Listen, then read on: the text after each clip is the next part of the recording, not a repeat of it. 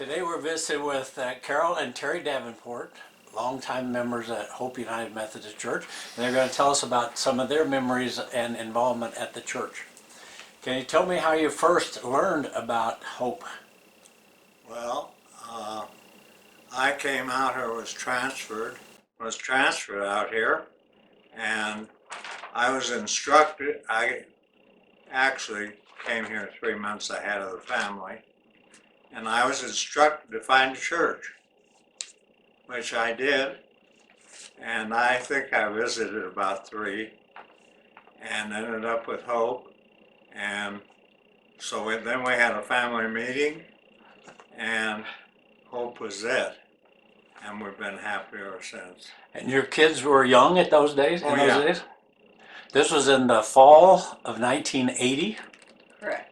I came out here in the fall of We 80, came in the 1980. first, Yeah. and then we moved in March, and we joined in the fall. Yeah. Well, Al Brown and Victor Schult were the pastors in 1980. Do you remember them? Very well. What do you remember about those guys? Well, I'll talk about Victor. And, number one, he was a very warm and he was a gentleman. Yes. And so he sat in that family room out there and, made his presentation. And we loved him right off the bat. He came here to your house? Yeah, he did something that we don't do anymore, which is come to the house. Yes. And I wish we still did things like Yep. that, because I think it helps a lot. And he had Ruth with him, and I think it was a Sunday afternoon. That could be wrong, but he didn't ask if he could come or anything. They just appeared, and we were, happy to see them, and they were both so gracious and lovely that probably finalized the deal. They were a wonderful couple. I agree. They Ruth were. was a good companion for Victor. Well, we have that plaque there in the narthex Yes. of him, and I just thought that was cool, because he was really, to us, the church, Yes. our first real contact. And hey, it's well liked. Yeah. So, Do you have memories of Al Brown? Carol? Of course. Yeah. We thought he was great too. He was the one when Terry came out and found Hope, and one of the things that he didn't say that I think is kind of important is with the other churches that he visited, he felt that Hope needed us more because they were a new church.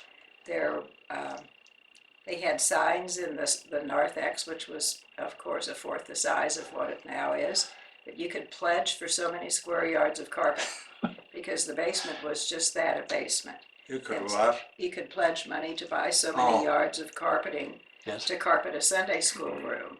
And when he was at one of the other churches, they had their pew cushions or prayer cushions and everything. And he said, they don't need us. I think Hope needs us more. And we all felt comfortable and home and with friendly people and everything. And I think all of those things were what made the decision. It really wasn't a hard one. No, it wasn't a hard decision at all, and we liked Al. Both of the kids were confirmed while Al was there. It was interesting because when our daughter was confirmed, Kristen, you had to go one day, and then you knew it all. Oh, really? Yes. When Scott was confirmed, who you had in Sunday school Yes. some, I think they went on a weekend retreat, or maybe they went 2 weeks, but no more than that, which seemed very strange since I'd had to go from fall until the following Palm Sunday every Saturday, regardless of what you were doing. And I thought, well, you can sure learn to be a good Methodist fast. I guess So when I see now that we're going back the other direction, and I think what the youth are doing now is wonderful because they're having to understand Yes. what they're doing. And it's really more than just a blind step. They know what they're doing, and I think that's wonderful. Yep. Well, in the fall of 1980, the only building there was the Schult Fellowship Hall. Right. What was it like to worship in that building? I think it was wonderful. It was always standing room only. And I think, was Barb Blair the choir director Yes. then? 50 in the choir every Sunday. And there they were scrunched up there. And at some point, I don't think at first, they built a step.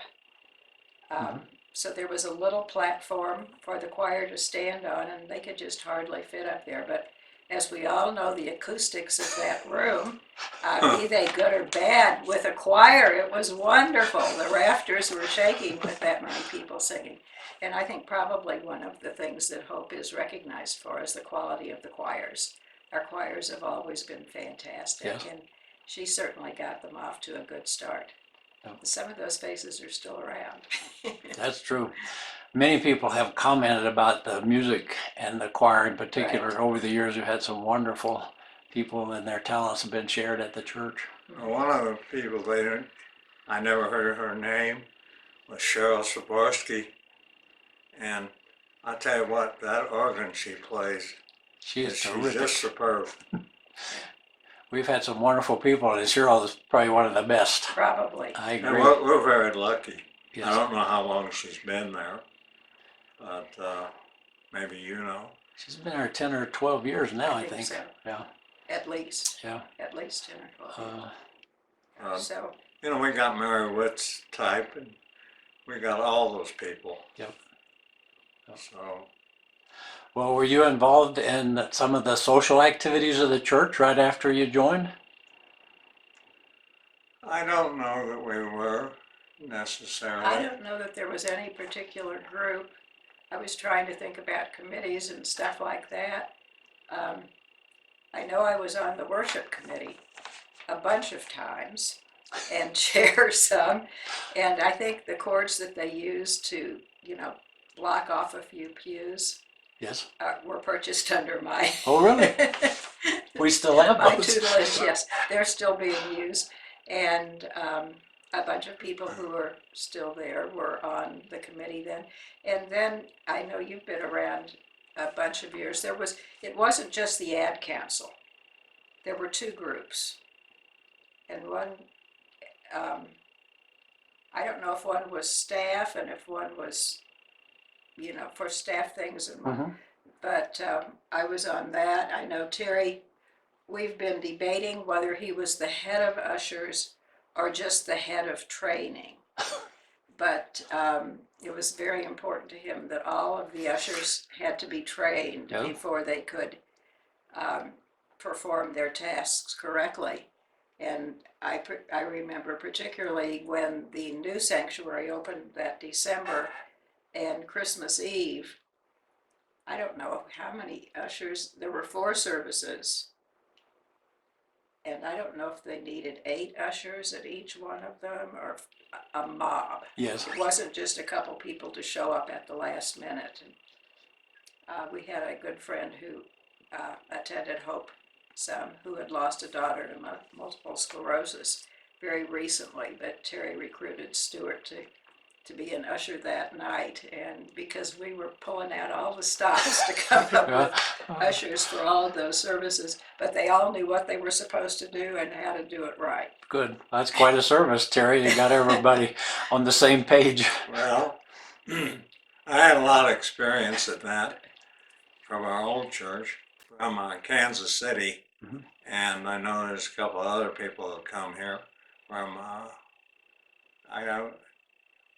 United Methodist Church was what it was. Yeah. And it's a little bigger church, but I was in charge of certain things there. As an example, I got to be the maintenance man, so to speak, and never do that again because got to paint a whole house. You were in charge of, there were 2 parsonages. And That's back when they owned them. Yeah, Yes. he was in charge of the one parsonage, and all of the pastors who were there loved Terry because he didn't think you should have to live with an oven that didn't work or carpeting that was And we blown. Good for did him. not. Yeah, and he'd get his buddies together and go paint the house, and everything. So he was used to that. Wasn't his favorite job, but the women loved him. And I'll tell you one little funny thing. One night we were having a little party at our house, and it must have been 11 o'clock or something at night, and got this call, and it was one of the ministers. And he said, "I've got a problem over here." And I said, "Yes, I figured you did." And but it was raining pretty good, and the gutters were overflowing. And he said, "What should I do about that?" And I said, "Well, number one, I suggest you go out there and empty the gutters and, drain them." And he did. Never heard from him again. But I think he wanted me to come over, and do that. And that wasn't part of my duty. I wouldn't think Go over so. there at 11 o'clock and get all wet and do that type of thing. But it was quite a job. And I remember we painted the basement and things like that, certain walls and this and that. So it, as somebody said, I think recently John Clark said, "I didn't volunteer for this job, but I certainly got it." A lot of us have ended up with jobs like that, I think. Yeah, I think a lot of them. Well, that's interesting. Were both of you raised in the Methodist church? I'm an original Methodist. That's one thing we have learned about this exercise, is that I was born a Methodist. I don't remember the first 2 months or 2 years, but I'm an original Methodist and still am today. Oh. And I'm very proud and very happy. Was the bell ringer at the church in the little town? All right. We had a little church, typical, small towns, Right. and it had a steeple and all that stuff. And I don't know at what age I started, but I got to be the bell ringer. And I got to be a lot of things. But the bell ringer was because you'd pull on it and then it'd pull you back up. And so you had to really do that and be strong. And we still had in Kansas City a couple, I think a Catholic church not too far from our house, that had a bell. Yes. And that brought me back to the days when I used to do that. Yeah. And that was kind of my first assignment in that church. And it was a lot of fun. I every Sunday for a long time, and I had to climb up the steps and things like that. But yes, I was the bell ringer. He was their Methodist And bell. that's for all you folks who don't know what a bell ringer is, because we don't have bells anymore. That's right. That's right. It's all mechanical today. It is. And I was not raised in the Methodist Church. I'm from St. Louis, and I was raised in the Evangelical and Reformed Church, which is the German version, which was much stronger back east, and which united with the Congregational Church to become the United Church of Christ. Okay. And so again, when we moved out here, there weren't any of my kind of folk around, and we'd been Methodists in Kansas City for pretty much the same reason, and so it just seemed that I said, well, you can kind of believe anything you want and be a Methodist, which may not be the case anymore, but at least that's the way. When it took Scott 1 week to learn enough to be confirmed, I thought, well, you don't have to study very hard to do this. But I've been very happy. Oh, you're brilliant. Good. No, I've been very happy at Hope and with the programs that they have. So it wasn't too hard of a decision, because I don't think in Kansas City where we got married there were any United Church of Christ, and our congregational, the one. We got married in St. Louis. We got married in St. Louis, okay, but we lived in Kansas City, and out here, just the one on Hamden, at around Colorado was the only one, and that was too far. We didn't want it, so we didn't really even look. We were, at that time, both of the kids were Methodists, and we were both happy with it. So we Well, found hope. And back in the 80s, the church grew pretty fast. And at the end of Al Brown's tenure, they started raising money to build what we now know as the Right. sanctuary. And you were involved then when Al Brown was helping to raise the money, and then Dr. Right. Vickery came to be the pastor. You remember those days? Sure do. And it was a big mess. But Getting the church. I remember in particular, the guy that became my friend was Dick Hansen, Yes. and he had a lot to do with that building of that church. I mean, any little detail. I caught him one day.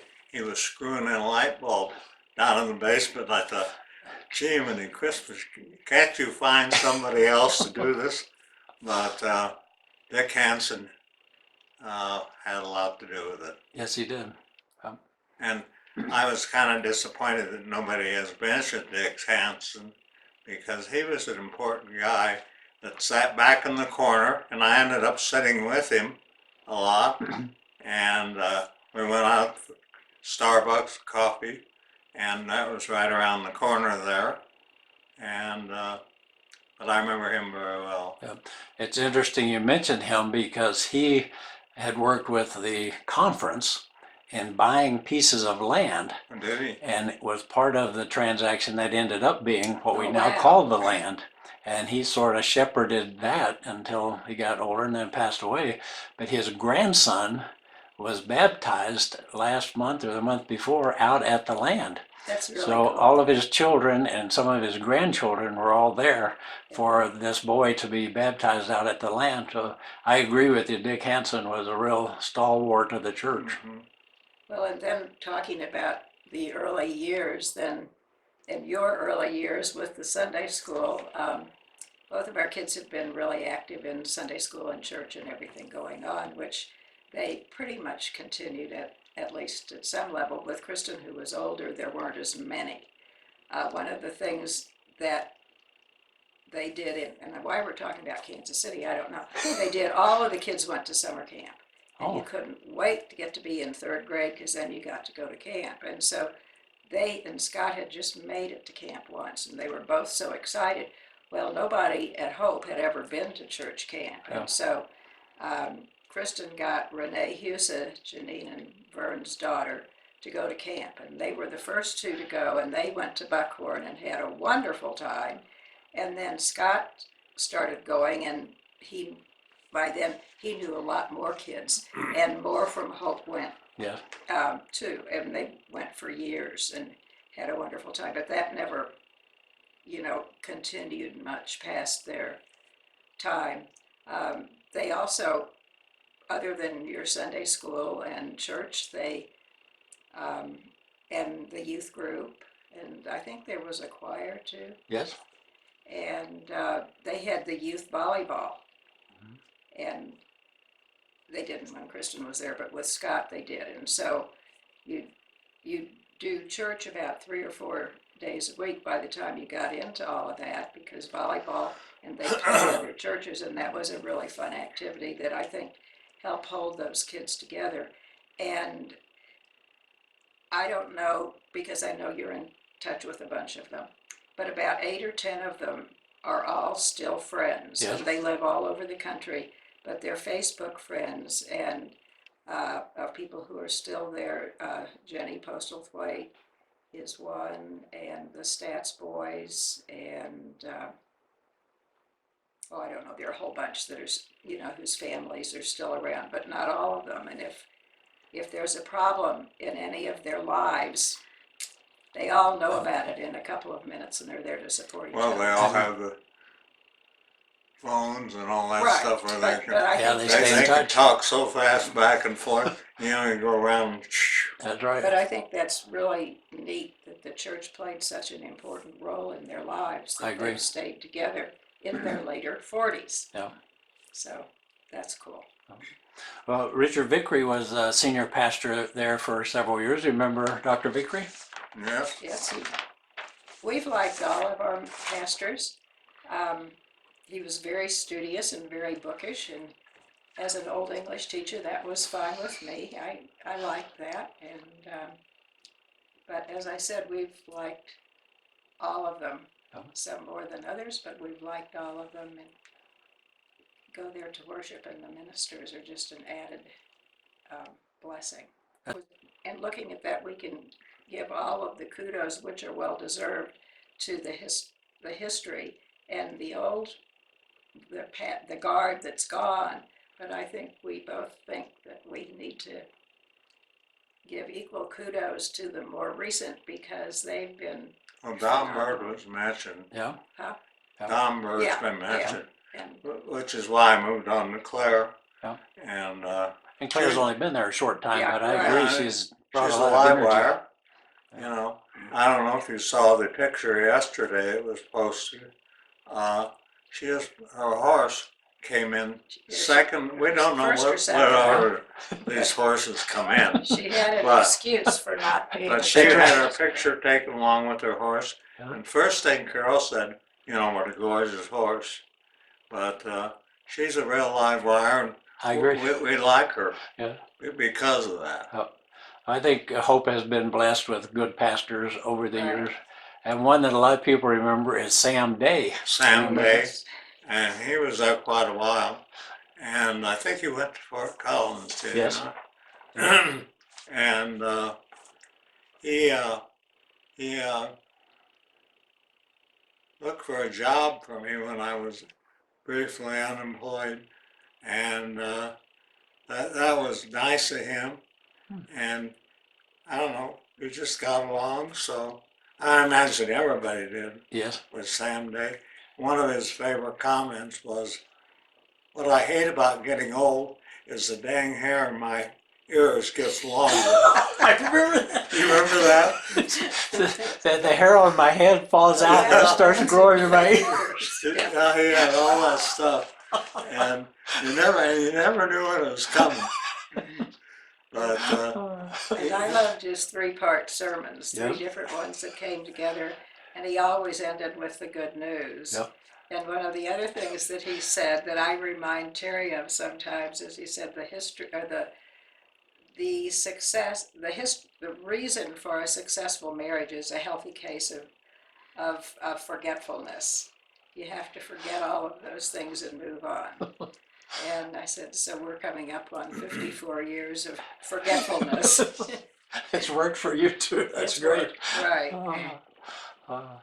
After Sam Day was there, Margaret Hankins came as a Margaret pastor. Rush. Remember Margaret Yeah. Rush Hankins? yeah, we were, well, we thought she was really cool, and I think Steve Miller Yes. might have been with her, Yes. and And John Lee as John well. Day. Yep. And I'll tell you a story. I had a heart attack back in, I don't know, 96, I think. and I got over to Swedish with Carol following me. I never forgot her back there in that little car, just, you know, driving like heck, trying to keep up with the ambulance. But we no sooner got to that Swedish hospital, and they were there. And I was really impressed, Oh. you know, about how quickly they were and how interested they were in me. Because she and John were pretty new, I think, at that point. And it wasn't too much longer before John arrived as well. And Wow. so that was pretty impressive. We also had some mutual friends that we didn't know were mutual, and there was a 50th birthday party that you were supposed to dress that way. And so we get there and look around, and here's Margaret and Jim. And she has a laser and everything, you know, like college, Yeah. and opens it up, and she's got a Pi-Fi pin on. Well, I was a Pi-Fi too, so we had kind of an immediate connection there that, you know, we All your remembered. Pi-Fis do. Yeah, as Pi-Fis Yes. do. We had an immediate connection there, which was fun. And back in those days, because I was the director of the preschool, we always had staff Christmas parties as Yes. well that usually had bring a white elephant gift, which almost got out of hand. But they had it at their house. I'm thinking the night it was me. I hid something under their bed. I moved some the of pillow the and things I went stuck round it and round, up. and And every year somebody brings some of the same things back. And I think there was some picture or something, and we were getting our coats in their bedroom, and let's get that. We tucked it under and their comforter, so when they got in bed, there'd be a picture in there with them. So both anyway, she and Jim thought that was pretty good. They both had great senses of They humor did. and Well, were They did. wonderful we had Christians. a Christmas party every year for I don't know how many years with our preschool. Yeah. And it was always at Christmas. But even Charlie Newhouse, I said, No. say that wrong, say it. Neusler. Newsly. Yeah. Neusler. Well, He's not the football coach. yeah, but Charlie on up, everybody was there. Nobody was excluded. Sure. And I thought that was pretty cool. But It I was don't know always if fun. Margaret started the whole thing or who did, but that I think was, so. I think maybe about then.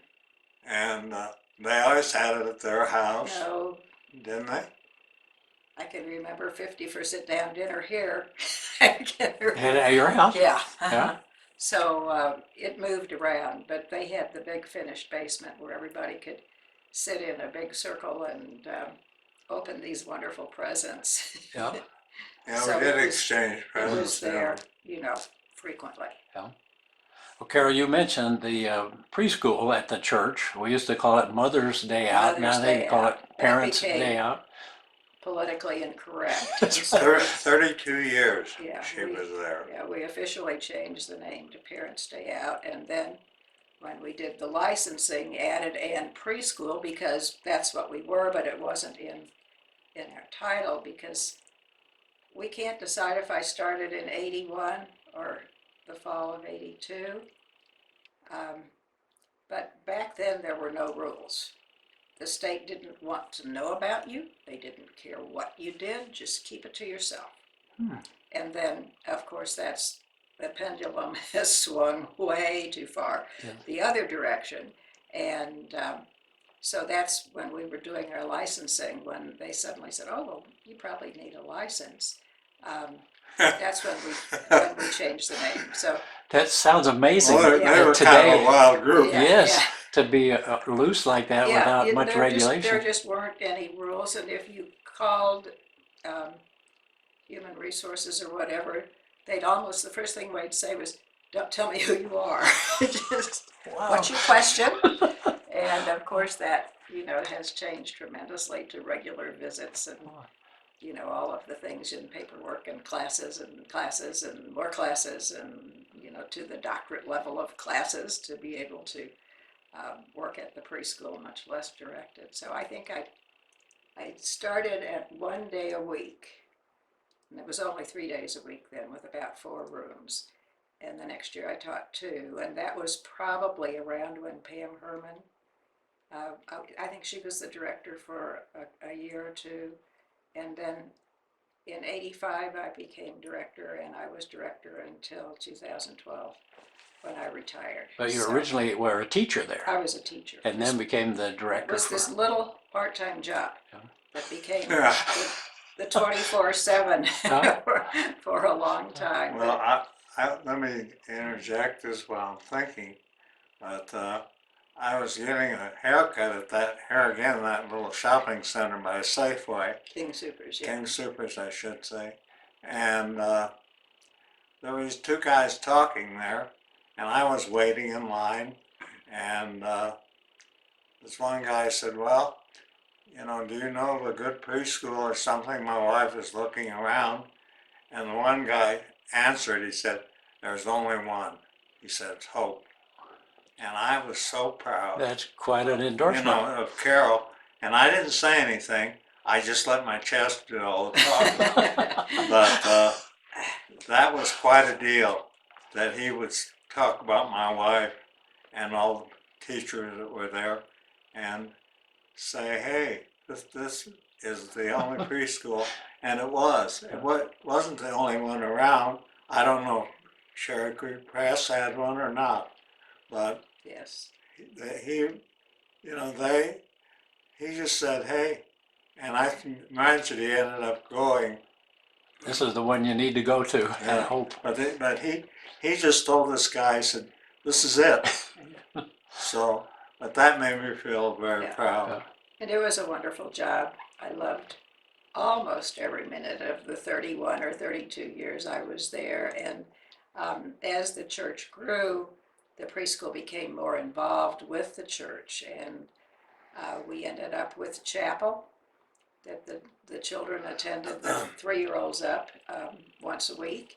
And they'd have a little Bible story and so forth. And some of the ministers were more involved than others, but there was always somebody who was, or choir, or singing, and especially when Robert was there, the kids just loved him, and every couple of weeks or so, he'd take the time to work with them. So, the bond between the preschool and the church became much stronger, which I, as a member of the church, really liked. Yeah.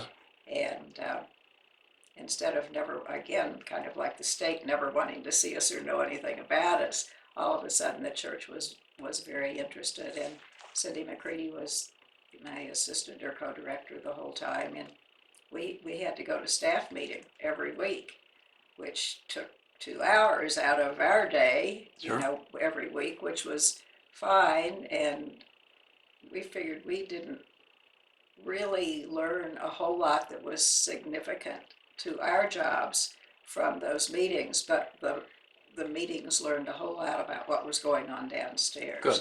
And so I think that, made an even closer relationship, which I think is all wonderful and good now. Yeah, the church school is certainly affiliated with the church and sponsored by the church, Right. but you Yes, don't ma'am. have to be a member No, to you go don't there. have to be It's a member. open to the But public.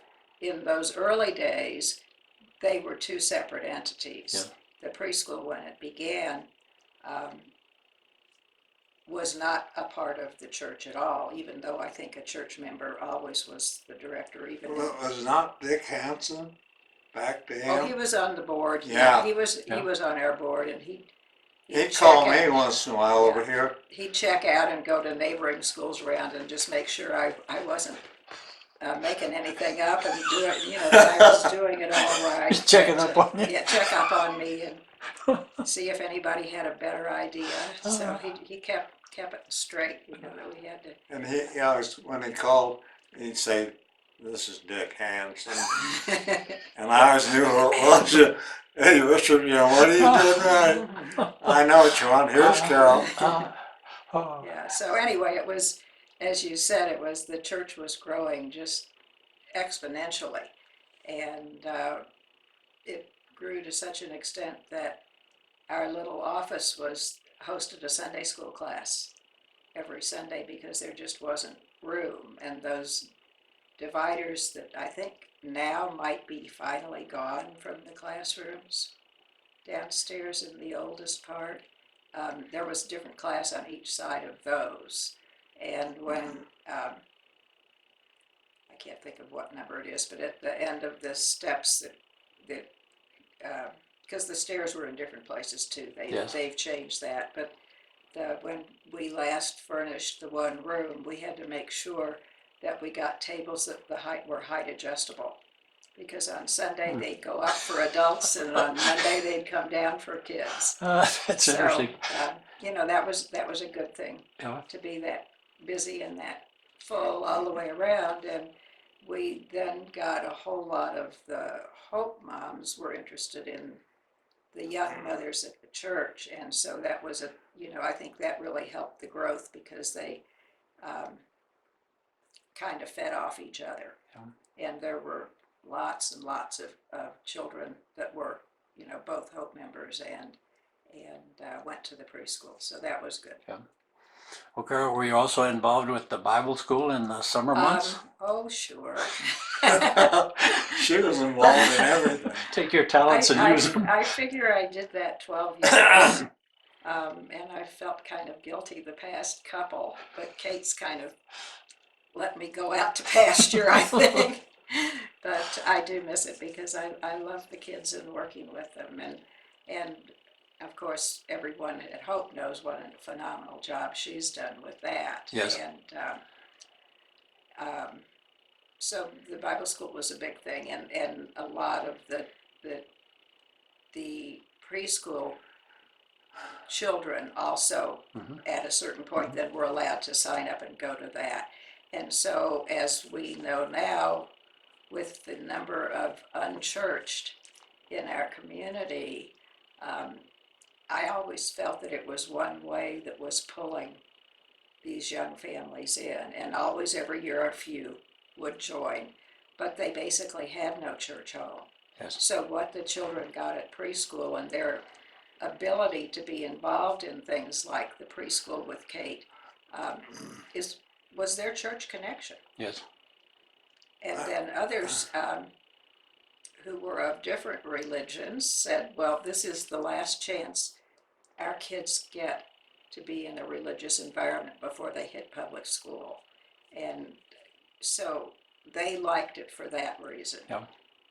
So it was very fulfilling and a big part of our lives for all those years. Can I say that people still recognize Carol, like if we're up in the mall or something, they say, "Hi, Mrs. Davenport," and Carol will turn around to me and she said, "Who was that guy?" But these kids now are 20, 30 years old, Yes. and she's had them for that long, and that's a long time. The kids remembered her, and I'm proud of that. You too. should be. That's a great legacy. It really We're is. still getting graduation party things, so they're not quite all gone yet. But, and of course we're getting second and third generations now. Oh. I know of at least one third generation from a child who went, who's, I guess, well, I don't know how I'm saying that wrong. Anyway, it's just, and then the parent went, then the child went, and then the child's going. So Yep. It warms my heart when kids that I had in Sunday school bring their kids back Right, to be right. baptized. Exactly. Same difference. Same thing. Absolutely. Yeah. We've been members at Hope for 39 years. Tell me what the church has meant to you as a couple and to your family.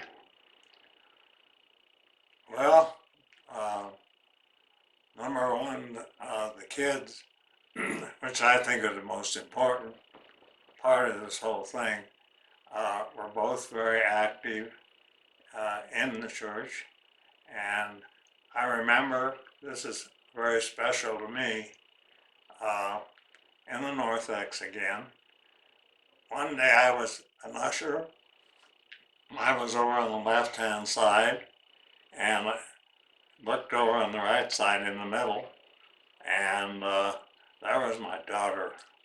She was 14 or 15, I don't remember.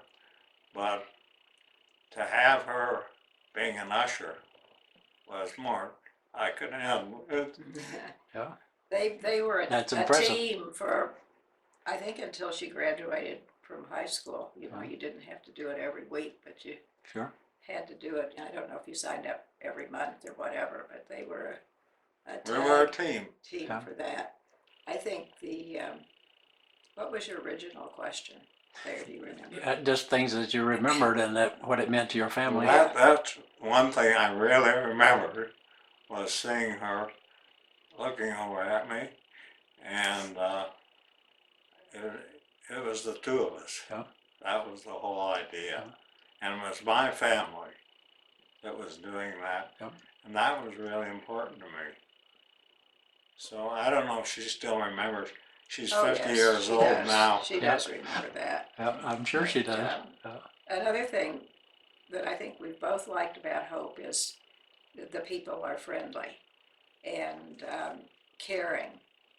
And for a number of years, there were cards in the narthex for people who were ill or had losses in their family that you could just go up to inside, and they'd send them. It'll be 5 years ago that Terry was very ill and in the pneumonia in the hospital for 9 days and had a very long recovery. And the number of cards and the care that came from the people at Hope, he said, I didn't know anybody cared that much. And he's missed one Sunday since then, I think, when we were in town. It just isn't a question, because the love and the outpouring was overwhelming. That's terrific. Well, Don Bird was one pastor who came to see me and really got me going back to church, because I kind of like took 3-4 months off. Sure. And I'd sit out there in the parking lot with my dog, and he brought me back in, you know, to a daily or weekly type of situation. And I remember all that stuff. You know? Well, that's a wonderful thing that your church family is sort of an extended family that care about you. And you sit behind us now, and you know, I say, hey, Charlie, I didn't know you from anything, but yeah. Yeah, it's a good thing. So that's a Yeah. good thing, and we've gotten to know the people around us. Yeah. And you know, so that's been a big part of our church. And we go to the early service, which we happen to like, because then it doesn't mess up Bronco game. And Remember, we used to have big audiences at the early service. sure, And just the for that reason. later service, nobody would come. Yeah. And now it's Kind of switched. You know, I don't know. Yeah, when the kids were little, we went to the late church because they didn't want to get up early. Yes. And their going to church really wasn't an option, so we went to late. But then without them, we like to not get it over with, but get it over with, or whatever, you know. And it's really hard for me to get up early, but Claire makes it worthwhile every Well, I Sunday. agree. And we always have a good time. And we've started, which we hadn't done before, we've started staying over after.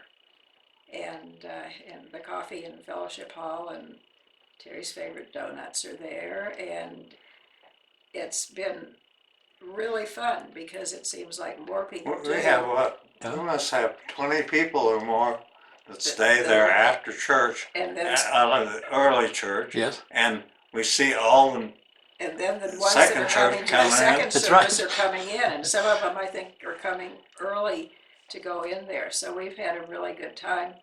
You know, when we leave, we tell the greeters goodbye. Yeah. That's right. Yeah, I can't remember who the greeter is last. It might have been Pam Herman.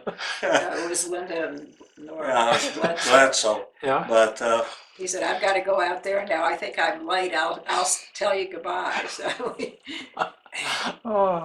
Well, we've talked a lot about your experiences and your memories of the last 39 years. What would you like to see Hope do in the next 39 years? well, I'd like to see our attendance grow. I know it's down, and I'm very disappointed about that. Yeah. That would be about my only one that I'd really like to see happen. Mhm. I don't know about Carol, but that's a biggie on my list. Yep. And I don't, maybe Claire, you know, I don't know what her job is entirely, but I'm sure that's part of it, is to grow that church. Yes.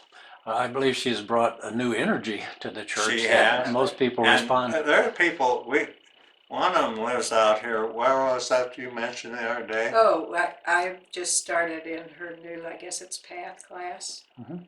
And 2 of the women in the class are at Hope because they had homes in Breckenridge. Oh, And they both sold their homes in Breckenridge. One is in Larkspur, oh my. and the other is in Franktown. So that is something else that Can you imagine driving? That's quite a commute. I Yeah. thought was always interesting about Hope, because it isn't really this little neighborhood church. And we saw that with the preschool, that it wasn't just the kids that lived in the square mile surrounding the church that came, but we'd have them coming from Lakewood and from way east Aurora and, you know, Parker and Castle Rock and all over, and going by half a dozen other, you know, pretty good preschools to get to Hope, just as they're going by Yes, a bunch of churches to get to Hope. But I think that that's good, I do too. that we all don't live on the same block, you know, and so this is good, and I think Don was working, you know, doing a good job in bringing in more families and so forth, and it just takes a lot of team effort and a lot of work and a lot of enthusiasm to do these things when it's much easier to sit home and turn on the TV or something than That's true. to get up for the early service, especially to get there on time. But we're never sorry we did.